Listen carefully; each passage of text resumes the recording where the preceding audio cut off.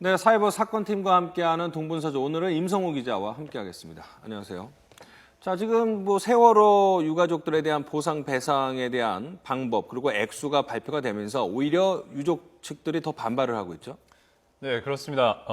정부가 해수부 특별법에 대한 해수부 시행령안과 또 배보상 기준을 발표하면서 유가족들이 많이 반발하고 있습니다. 어제 오후에는 광화문 광장에 마련된 희생자 가족이 농성하고 있는 천막 앞에서 150여 명이 참석한 가운데 기자회견을 했는데요.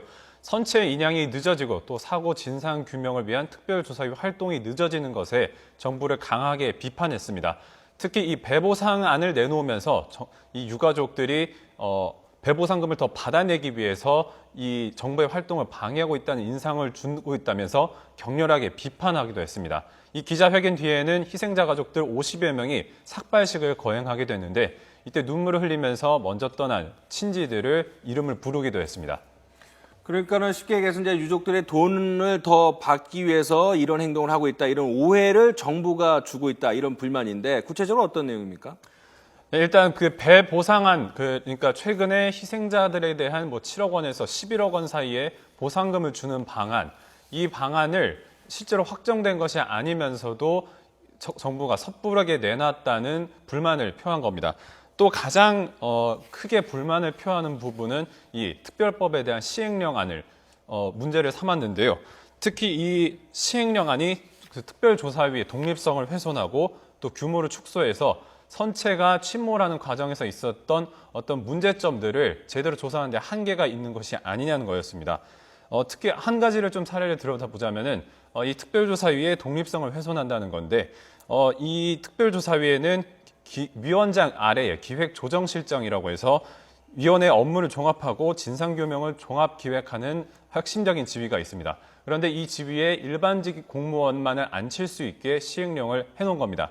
또 추가로 이 조사 범위, 그러니까 선체 인양, 선체 침몰 과정과 그다음에 정부가 구조과 군안을 벌이는 과정에서 어떤 적정했는지를 조사를 했어야 되는데 이번에 시행령 안에서는 이 정부 조사 결과에 대한 분석만을 하도록 했다는 것이 유가족들의 내용이 어려운 것 같은데 쉽게 정리를 하자면 유족들은 먼저 진상 규명이 우선이다. 그런데 정부에서 재보궐선거를 앞두고 미리 배상과 보상 문제를 내놓았다. 이런 의혹을 제기를 하고 있고, 그다음에 진상 규명을 위해서는 제3자의 객관적인 조사가 필요한데 공무원이 위에 있다면은 정부의 실수나 문제점을 정확하게 짚어내기는 힘들다. 이런 불만을 제기하고 있는 거 아니겠습니까? 네, 그렇습니다. 그래서 앞으로 당장 내일부터인가 또 집단 행동에 나선다고 하는데 어떤 일정이 준비가 되어 있습니까?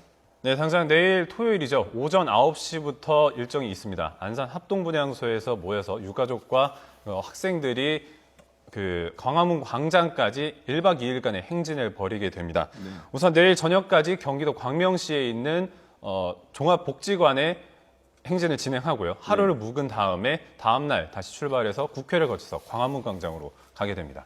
예, 잘 알겠습니다. 자, 오늘 컨디션이 안 좋은지 말을 많이 더듬었는데 어쨌든 간에 세월호 유가족들이 이제 내일부터 다시 안산에 모인다는 소식까지 전해드렸습니다. 지금까지 임성호 기자와 함께했습니다.